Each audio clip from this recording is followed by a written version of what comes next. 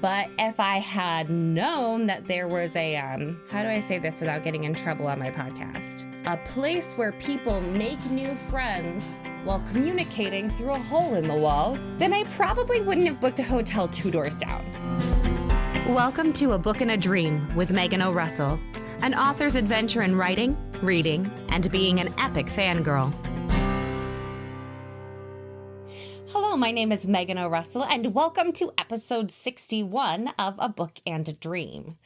I have a horrible case of wanderlust. It is just in my blood. The travel bug is crazy strong. Normally, between theater and extra trips, I go lots of places in a year. Sometimes I live on a tour bus and I go to 100 places in a year. You know, it's a crazy life. And some of my best I think my best concepts for books have come from travel. And some of them are completely accidental. The mountains in Alaska have very definitely worked their way into my books, especially through the Ilbrea series. And, you know, I never went up to Alaska planning to write books about them. I went up there for a theater gig. The rock cairns in Ireland, the lakes in Thailand have all worked their way into my books, even though I did not go there planning on those things. And there are some things that I have gone to see specifically for book research. I did, in fact, climb Mount Greylock before it ever made it into the Tethering series. Funny story about that. When I knew that I needed a mountain refuge for the Tethering series, because I am such a stickler about travel times, I want to make sure that everything is possible. You know, you can't make it from Central Park to Times Square in 2 minutes walking. That doesn't work. So I needed to make sure that it would be a mountain that was secluded enough for magical things to happen, but was close enough to the other places where things were happening in the book that you could sort of have a quick commute time to adventure, you know, not an 8-hour drive. So in making sure that that was possible, the best choice I could come up with was Mount Greylock after looking at a lot of maps and roads. And I went and I hiked it to make sure it was good. And it was great. I wrote it into the book. And then a few years later, J.K. Rowling decided to place her American Wizarding School on my mountain that I had climbed. But I'm not bitter, because everyone's welcome in my magical world, so she can do what she wants. But I really don't think she climbed it. Some things have also expanded from accidents into, you know, extreme distractions. Things like visiting the biodomes in Montreal, where they have all the little sets of domes with different environments in them. Sound familiar? It was one of the big inspirations behind the domes in the Girl of Glass series and now the Heart of Smoke series. And because I knew that I wanted them to have a sustainable environment, there was lots of online research, but then also lots of visiting like different botanical gardens, a huge obsession with the Living with the Land ride at Disney, a behind the scenes tour at Disney, like all kinds of things that went into figuring out how to make the domes work. And sometimes there's other things like that that can be done specifically online, like manufacturing terms, how things are manufactured, what plants can be used for what, how ink is made, how to make alcohol in a place that doesn't want you to have it. All of those things can be done online. But things like finding inspiration from rock cairns and mountains and lakes in Thailand can't really be done from home. And travel, as we all know, has not really been a thing for the past year. Now, this sucks. It's the reason that the next Maggie Trent book isn't out yet, because Maggie Trent is based entirely on travel and adventure. And, you know, I don't want to make Maggie's 4th adventure be to my fridge where I eat way too much ice cream. So, you know, kind of got to put a hold on that one. But I have managed to find some really cool ways to put travel research into my books while, you know, only going as far as my fridge. One of the things that ended up in a book that is really cool that would not have been in there if I had been able to go to New York is the New York Public Library. I knew I wanted the New York Public Library to be in one of the Bryan Adams books. Why? Because there are a lot of books in that book series, and it's the New York Public Library. You kind of have to include it. It has lions. It's by Bryant Park that he's named after. Like, they've got to go there. And normally, in a time when travel was a thing, I just would have, you know, gone into Manhattan, gone to the library, spent a day wandering around, and come up with exactly what I wanted to have happen. But that wasn't really possible, so I had to do my research other ways. And that included watching a lot of documentaries. The cool thing is, those official documentary makers get to go to places that people like me would never be allowed. So I'm looking at these documentaries and it's like, oh yes, this room is this and this room is this. And I'm like pausing and taking notes about like what the archways look like and checking it on my map of the library. And there's like quotes above the doors. So I'm taking notes on that too. And then the documentary goes below ground. That's right.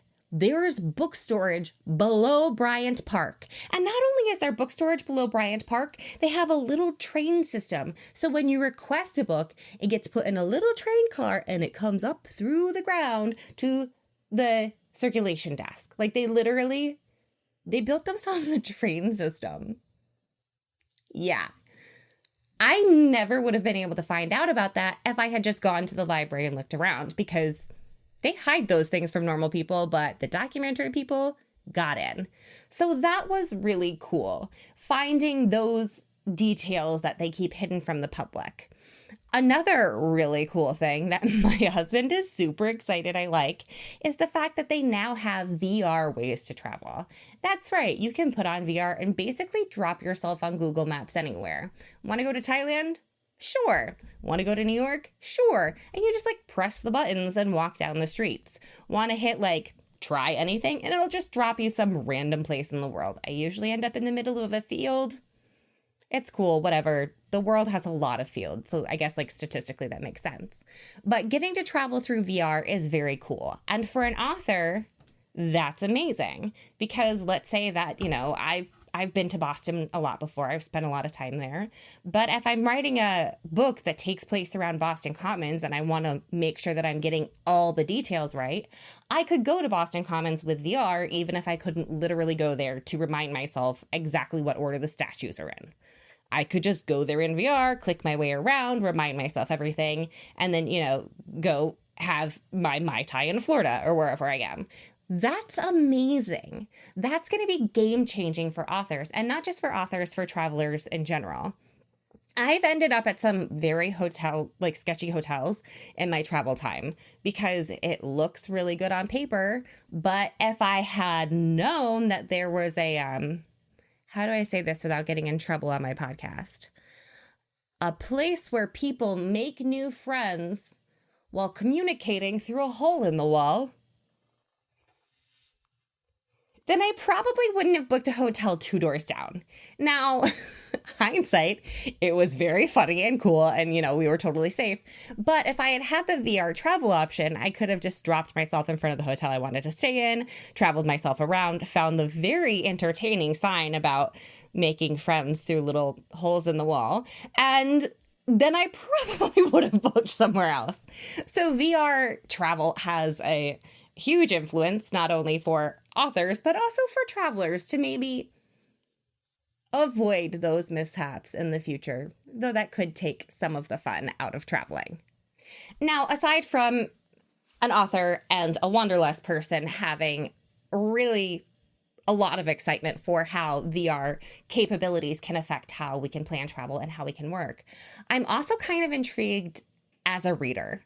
And I'm probably giving away a great idea that someone's going to make millions of dollars off of, but I don't have these technical capabilities or time. But bear with me here. And it really wouldn't work for my books anyway. But let's say that you are like a thriller writer, like Dan Brown. There we go. I remember the name. I didn't even have to turn the camera off. I'm so proud of me. So you're a big reader of Dan Brown. Now imagine that Dan Brown has a virtual suite on his website that you can go into with the VR 360 experience and go through all the locations in his books.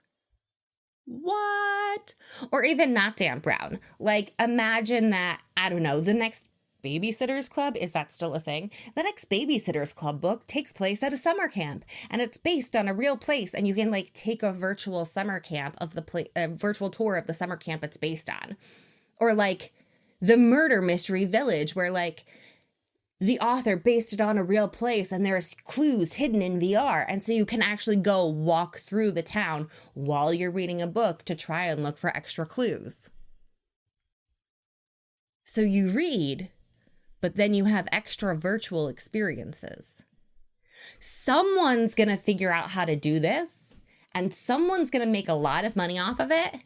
And I'm totally going to be giving them my dollars so I can experience this, because that's going to be amazing. And I'm not talking about like walking around through an imaginary Narnia. I'm talking about real places like Google Maps, but for books.